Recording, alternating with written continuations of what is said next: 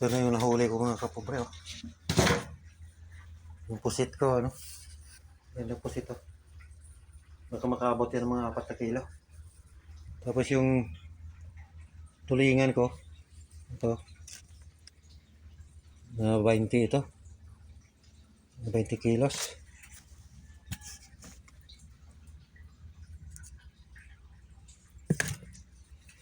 Saka yung bulinaw. Isang balde.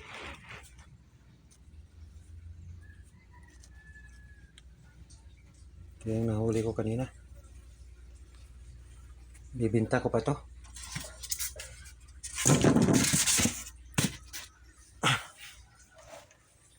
Masyado mainit.